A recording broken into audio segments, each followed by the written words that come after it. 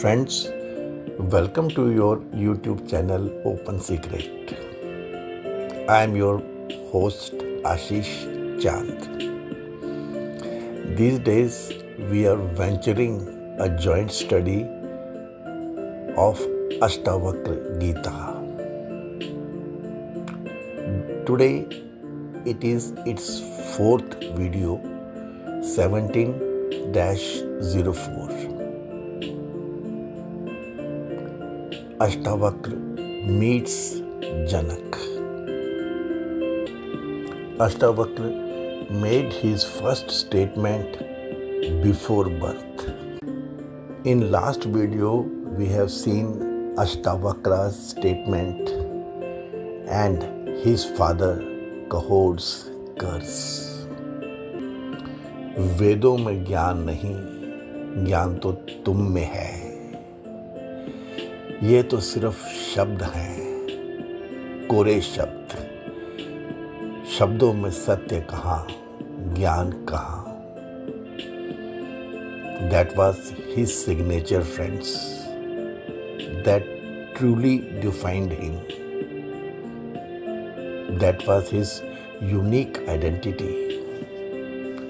Ashtavakra had no interest in any scripture, any shastra. There is no truth, no knowledge in them. Scriptures have only rules and principles, नियम और सिद्धांत। ज्ञान तो आपके भीतर है। दोस्तों, ये फ्रीडम ऑफ स्पीच, ये सेल्फ ओपिनियन, ये कोई आज की चीज़ नहीं दोस्तों। ये फर्स्ट फैमिली थी दुनिया के इतिहास की, जिसके बारे में मैंने आपको बताया था। श्वेत केतु जब अपनी शिक्षा पहली बार पूरी करके आया था, जब उसे ज़रा सा घमंड हो गया था, उसकी चाल में वो दालक उसके फादर ने वो देख लिया था, तो तुरंत उसी समय उसको वापस विद्या पूरी करने के लिए भेज दिया था। नचिकेता को तो उसके फादर ने कह दिया था, to death I give you. जब नचिकेता ने अपना ओपिनियन शेयर किया था कि आप ये बूढ़ी गाय दान में दे रहे हैं, इससे तो आपका कल्याण नहीं होगा। सबको सब मालूम होता था दोस्तों, और अभी भी यही हालात है। सत्य तो हमें मालूम ही होता है, लेकिन तब भी उस वक्त we land up into cursing one who has opposed us. इसमें मैंने मदर का एंगल टच किया था दोस्तों। सुजाता शुरू से ही वेदों के बीच में रही थी। अपनी पूरी जिंदगी उसने वेद पाठ सुनते समझते हुए बिताई थी। The feminine power had studied them. Mother power transferred the knowing to her child. और ऐसे थी ये अष्टावक्र की सोल स्टेटमेंट, फर्स्ट स्टेटमेंट दोस्तों। एक चीज तो दोस्तों हमें समझ में आ चुकी है, that this stage has to be the continuation of the past stage. The end has to be a continuation of the beginning. ज्ञानी कहते हैं, जो वाणी आखिर में खिलती है, वो किसी न किसी रूप में शुरू से रहती ही है। दोस्तों, पिछले वीडियो में हमने ये मदर एस्पेक्ट को इंडियन कॉन्टेक्स्ट में स्टडी किया था दोस्तों। दोस्तों जरा इसको और विस्तार से देखें तो जितने भी बड़े बड़े ज्ञानी महाज्ञानी हुए हैं उनकी ऐसी ही कुछ दास्तान निकल के आती है। चाइनीज फिलोसोफर मास्टर लाओ त्सु कहते हैं 80 साल का पैदा हुआ था। He was serious like none other. The Persian philosopher master Zoroaster, who founded Zoroastrianism, was laughing when he was born. So this is a unique culture where people always laugh. They are always happy. They strongly believe that when God can be attained, being happy, being in the laughters, why be sad? तो दोस्तों किसी भी master को study करो आप तो चीज़ तो ऐसी ही मिलती है। वैसे ही Ashtavakra is known now as being exact. There is no whataboutery of truth in his words. His words are like a clear sky. आकाश की तरह है। जितनी सच्चाई आकाश में है उतनी ही सच्चाई अष्टवक्र के शब्द में है। कोई बादल नहीं है, कोई शेप्स नहीं है, कोई फॉर्म्स नहीं है। Nothing is changing in them. This words make the substratum. None has been able to reframe these words. None has been able to add his views into it. None has been able to give a side meaning to अष्टावक्र's words. वेद पाठी ब्राह्मण वो भी उसके शिष्यों के समक्ष का अहंकार चोट खा गया था। उसने अपने अभी न पैदा हुए पुत्र को श्राप दे दिया कि तू विकृत पैदा होगा। और सुजाता ने पिता के शब्दों को कोई सीरियसली नहीं लिया। वो तो अपने कामों में बिजी ही रही। दोस्तों ये है सच्चाई जीवन की और ये है हमारे शास्त्रों की ग्रेटनेस। अभी भी यही है जीवन तो दोस्तों तब भी जीवन यही था। और राजा जनक उस समय के एक तो युद्ध वार्स और दूसरे अध्यात्म। एक राजा दोस्तों पूरे समाज का पालक होता है तो वो तो हो गया उसका राज करने का तरीका, राजयोग हो गया वो। तो उस समय तो युद्ध सिक्योरिटी के पॉइंट ऑफ व्यू से, विस्तार के पॉइंट ऑफ व्यू से एक जीवन तो जनक का वो था और दूसरा था अध्यात्म, स्पिरिचुअल नॉलेज, ब्रह्म ज्ञान, ब्रह्म विद्या। इस पे उन्होंने बहुत काम किया दोस्तों। राजा का जो भीतर का इंटरेस्ट होता है उसमें वो इन्वेस्ट करता ही है दोस्तों। इसको भी आप आज के परिप्रेक्ष्य में देख लें। जितने हमारे देश में राजा हुए हैं उन्होंने क्या किया राज करने के सिवा। ऐसे ही थे हमारे राजा Janak. The king kept his focus on adhyatma. Janak ने फिर से शास्त्र सम्मेलन रखा था दोस्तों। पूरे देश से ऋषि को बुलाया गया था। कहोड़ भी इनवाइटेड थे। सुजाता और कहोड़ ने डिसाइड किया कि चलो भविष्य के हिसाब से, उसकी रिक्वायरमेंट के हिसाब से कहोड़ जाएंगे वहाँ पे। पैसे की ज़रूरत हमेशा रहती ही थी दोस्तों। जनक ने हमेशा के तरह से 1000 गौएं द्वार पे बंधवा दी। उनके सींगों पे गोल्ड कॉइन्स और गले में हीरे जवाहरात की मालाएं टंगवा दी। जो जीतेगा उन्हें ले ले इनाम के तौर पे। इन दिनों वंदिन नामक एक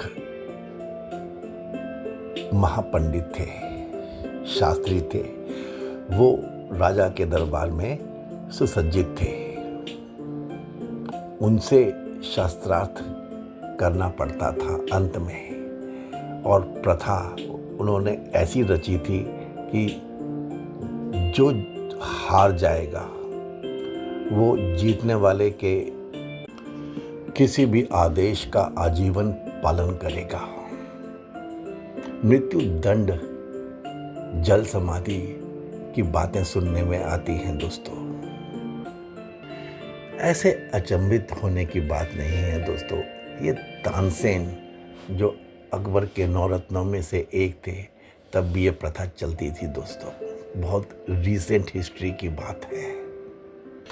Important point to note is that please do not believe that the times in those days during Satyug and before and just after were only praying, Brahmagyan, music, not all that friends. युद्ध शुरू से हमारा एक इतिहास का important अंग रहा है। और ये मृत्यु दंड अपनी अपनी फील्ड में जीत के दे देने का भी हमारे इतिहास का, मनुष्य की परंपराओं का एक अभिन्न हिस्सा रहा है। कहोड़ बहुत सारे ऋषियों से, महाज्ञानियों से तो शास्त्रार्थ में जीत गए थे, लेकिन वंदिन से हार गए थे। और वंदिन ने कहोड़ को जल समाधि दिलवा दी थी। वंदिन के पिता का नाम था वरुण। वरुण के पुत्र थे ये, देव थे, विंड और लाइटनिंग के राजा थे वरुण के यहाँ एक महायज्ञ चल रहा था, जिसमें बहुत सारे ऋषियों की जरूरत हुआ करती थी। उसमें ही वंदिन यहाँ से शास्त्रियों को, मुनियों को, ब्रह्म वेदियों को, वेद पाठकों को वहाँ भेज दिया करते थे अपने पिता के यहाँ। कहोड़ को भी उन्होंने जल समाधि के मार्ग से अपने पिता के यहाँ भेज दिया था। श्वेत केतु पैदा हुए दोस्तों। Hunchback, bent from legs and waist and elbows and fingers, from 8 joints, विकृत थे। नाम पड़ा अष्टावक्र। परिवार सुजाता रहती पिता के आश्रम में ही थी। श्वेत केतु बचपन से अपने नाना उद्दालक को ही पिता मानते थे। He walked in a very strange चाल। जाने बॉडी के किस किस पार्ट में क्या क्या एडजस्टमेंट करने पड़ती थी। उनकी चाल ही बहुत अजीब सी थी। लाठी के सहारे से चलते थे अष्टावक्र। वेद तो उन्होंने माँ के गर्भ में ही सीख लिए थे और अपना बचपन माँ के संरक्षण में बिताया। आश्रम में बिताया, उद्दालक के वेद पाठियों के बीच बिताया। महाज्ञानी परम ज्ञानी हो चुके थे वो। 10-11 साल के हुए दोस्तों की बातें। श्वेत केतु जो उनके मामा हुए, उनको भाई मानते थे, उनकी बातें समझ में आ गई। माँ से पूछा पिता के बारे में, माँ ने सब सत्य सत्य बता दिया और श्वेत केतु चल पड़े मिथिला की ओर। ये दोस्तों गांव के दो बालक शहर पहुंचे हैं। डिफरेंस जो आज है वही तब था दोस्तों। जनक के यहाँ महायज्ञ चल रहा था। The Kings internal interest continued. जब श्वेत केतु और अष्टावक्र दरबार में पहुंचे, गेट्स पे पहुंचे, तो द्वारपालों ने उन्हें रोक दिया। बालकों को भीतर प्रवेश की अनुमति नहीं है। ये गोष्ठी केवल बड़ों के लिए है। केवल वृद्ध और चतुर विद्वानों को ही भीतर जाने का अधिकार है। द्वारपाल और अष्टावक्र में बात विवाद होने लग पड़ा। अष्टावक्र ने कहा, हे द्वारपाल, केवल उम्र बड़ी हो जाने से या केवल बाल सफेद हो जाने से कोई बड़ा नहीं होता। अवस्था से, बाल पकने से, धन से या बंधुओं से मनुष्य को कोई महत्व नहीं मिलता। जिसे वेदों का ज्ञान हो और जिसकी बुद्धि तीव्र हो, वही वास्तव में बड़ा होता है। हे द्वारपाल, हम वंदिन को ढूंढ रहे हैं। मैं उन्हें शास्त्रार्थ के लिए चुनौती देने के लिए यहाँ आया हूँ। द्वारपाल ने गांव से आए हुए दो बालकों की दयनीय हालत देखी। तुम लोग अभी बच्चे हो। Instead of challenging a great shastri like Vandin, आप लोग गुरुकुल में जाओ, विद्या ग्रहण करो, कुछ सीखो जिंदगी में। अष्टावक्र ने जवाब दिया, आग की एक छोटी सी चिंगारी भी पूरे जंगल को जलाकर खाक कर देती है। दोस्तों, please mark the exactness in words of Ashtavakra. बाल पकने से, कुलीन होने से, बड़ी आयु होने से कोई बड़ा नहीं होता द्वारपाल। ज्ञान की साधना करने वाला ही वृद्ध होता है। हम ज्ञान वृद्ध हैं, इसलिए हमें भीतर जाने दो। आप तो महाराज जनक और आचार्य वंदिन को हमारे आने की सूचना दे दो। दोस्तों, राजा जनक ने गेट पे द्वारपाल और किसी की ये आर्ग्यूमेंट सुनी और अंदर से ही संदेश भिजवा दिया कि आप इन्हें कल बुला लें। ऐसे ही थे दोस्तों जनक।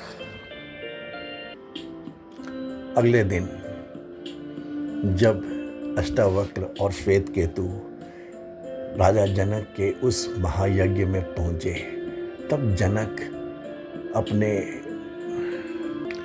महापुरोहितों, शास्त्रियों, पंडितों, मिनिस्टर्स के साथ वार्तालाप में बिजी थे। अष्टावक्र जब भीतर गए तो एक तो उनकी चाल थी ही अजीब। His gait, as if he walked somehow, balancing his body was in itself a big challenge. उनके शरीर और उनकी चाल को देखकर जितने भी वहाँ पे बैठे हुए थे बड़े बड़े विद्वान, वो तो हंसने लग पड़े, जोर जोर से हंसने लग पड़े। Seeing the new guest Ashtavakra and seeing that all in the sabha, सारे सभासद, all पंडित्स हंस रहे थे, जनक की भी मुस्कुराहट छूट गई थी। वो भी हंस पड़े थे और उसी समय जनक के भीतर आवाज तो आ गई थी। That little something retaliated inside him. और उससे विचित्र बात दोस्तों कि अष्टावक्र स्वयं जोर जोर से खिलखिला के हंसने लग पड़े। अष्टावक्र की यह हंसी सुन के सब लोग चुप हो गए। जनक ने अष्टावक्र से पूछा, हे बालक, मैं इन लोगों के हंसने का कारण तो समझता हूं, लेकिन तुम इन सब को देखकर इस तरह क्यों हंस रहे हो? अष्टावक्र ने झुक के राजा को प्रणाम किया और कहा, मैं तो यह सोचकर यहाँ आया था कि जनक की सभा में आकर इन विद्वानों के बीच में आचार्य वंदिन को शास्त्रार्थ के लिए चुनौती दूंगा, परंतु मुझे अब लगा कि ये तो मूर्खों और चमारों की सभा है।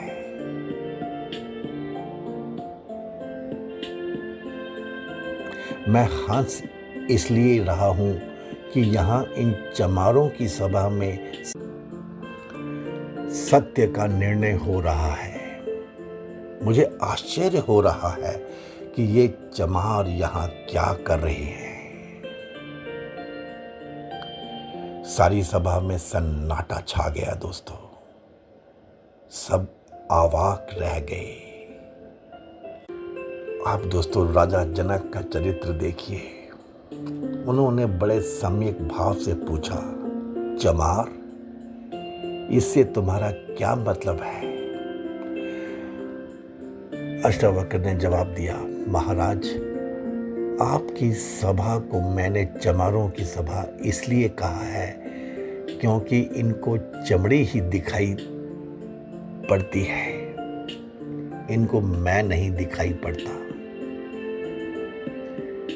इसका सीधा सा मतलब है कि ये सब चमड़ी के पारखी हैं। इन्हें मेरे जैसा सीधा सादा इंसान दिखाई नहीं पड़ता। इनको मेरा आड़ा तिरछा शरीर ही दिखता है। ये सभी लोग जो मेरी चमड़ी की विकृति पर हंस रहे हैं, इनमें कोई विद्वान नहीं है। ये तो केवल चमड़ी के पारखी हैं, चर्मकार हैं ये सब। हे राजन, मंदिर के टेढ़े होने से आकाश कहीं टेढ़ा हो जाता है, घड़े के फूटे होने से कहीं आकाश फूटा हुआ होता है, पानी फूट जाता है क्या? मेरा शरीर टेढ़ा मेढ़ा है, लेकिन मैं तो नहीं।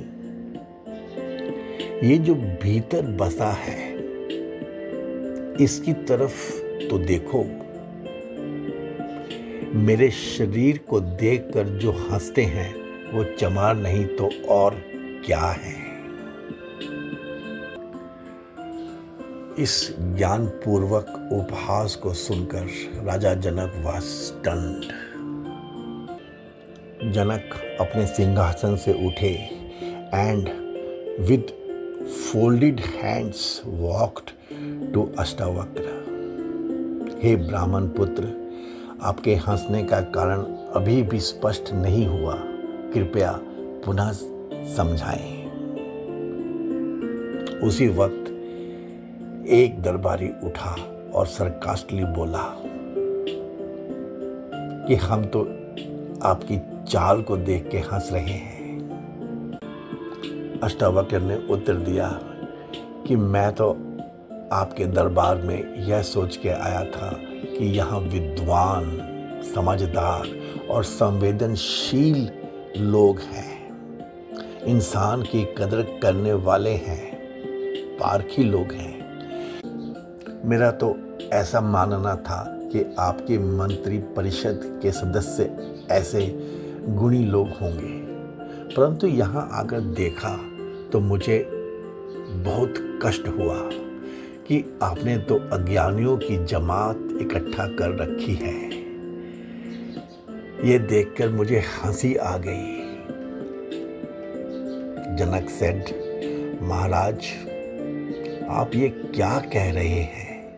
आपको इस तरह विद्वानों एवं मंत्री परिषद के काबिल सदस्यों का अपमान नहीं करना चाहिए। अष्टावक्र ने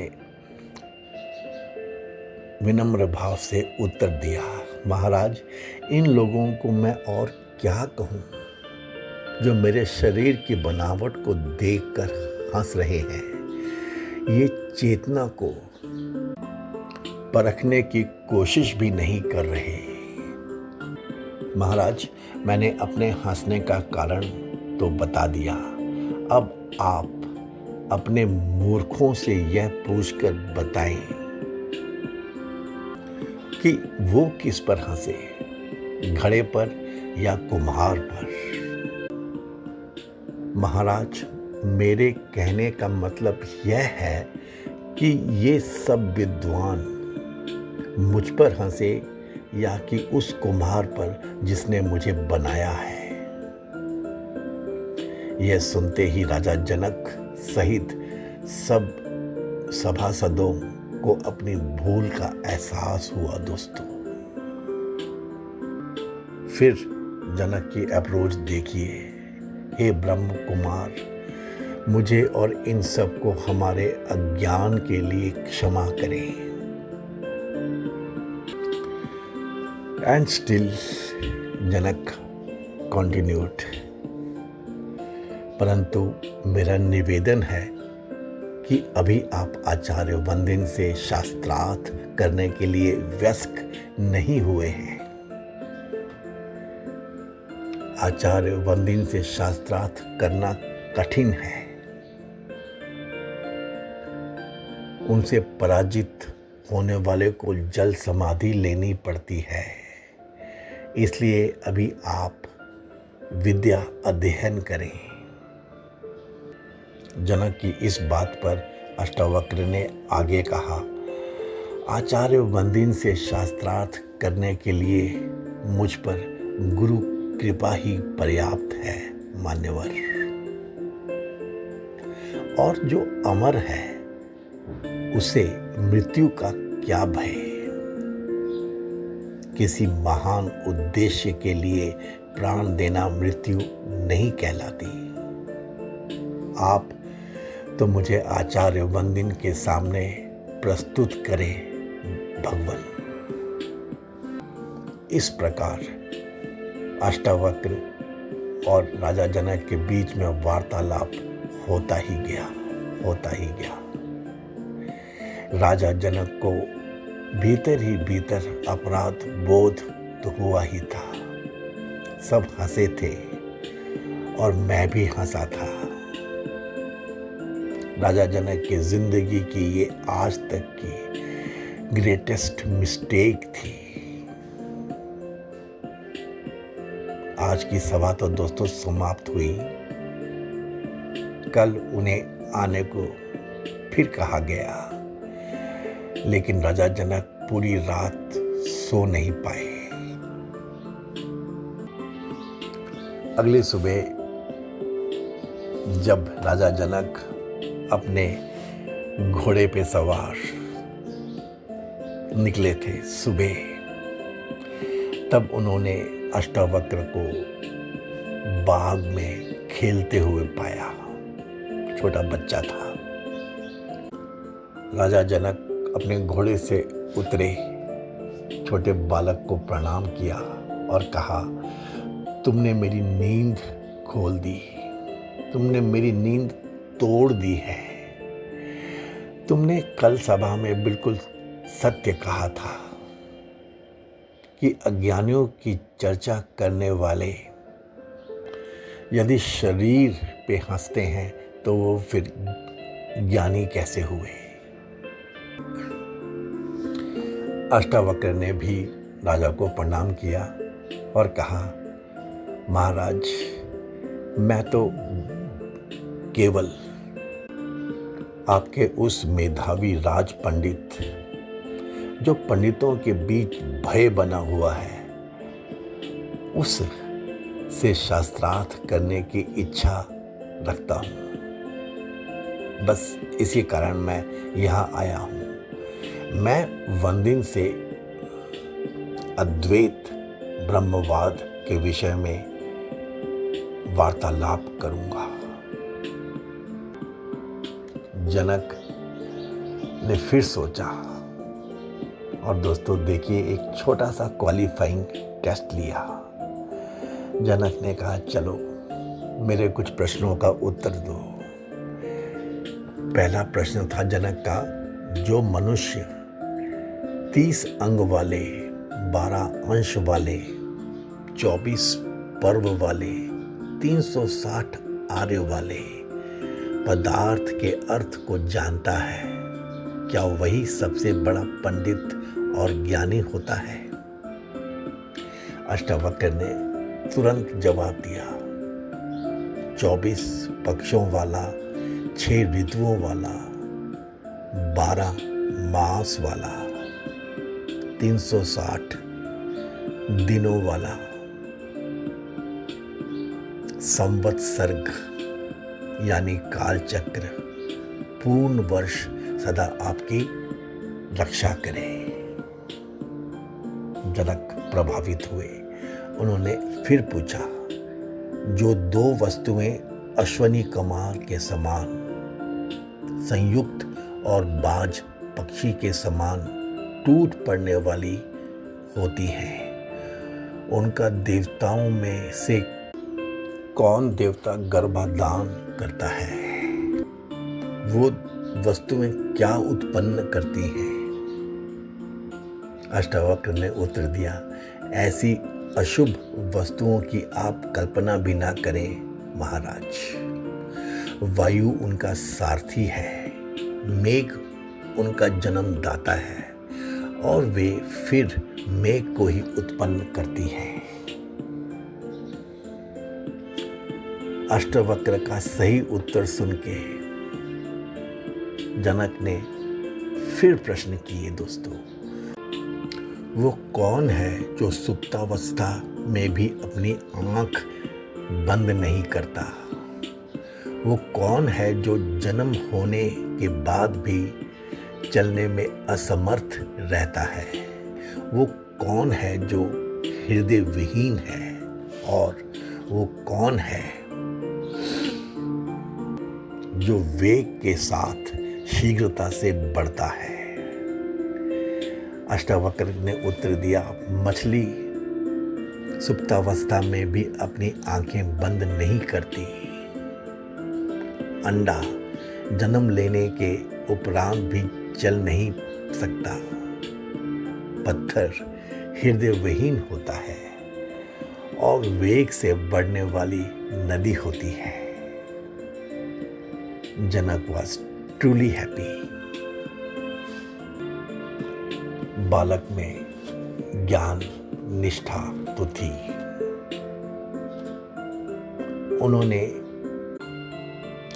अष्टावक्र को वंदिन के साथ शास्त्रार्थ करने की अनुमति दे दी, परंतु उन्होंने तब भी कहा कि आपको इसके लिए वंदिन से भी अनुमति लेने पड़ेगी। यह जरूरी है, नियम है ये दोस्तों। नेक्स्ट डे शास्त्रार्थ के लिए अगला दिन तय हो गया। Okay friends, you have to find Janak in you. Then alone you will be benefited in the company of Ashtavakra. This cannot be a mere deliverance of Gyan from a revered Guru. Ashtavakra Gita is necessarily to be a dialogue between a matured Rajayogi and an Advaitavadi who was proficient in the Vedic lore as clear as the cloudless sky. Friends, it must be an enriching exchange. That is what Ashtavakra Gita has to be.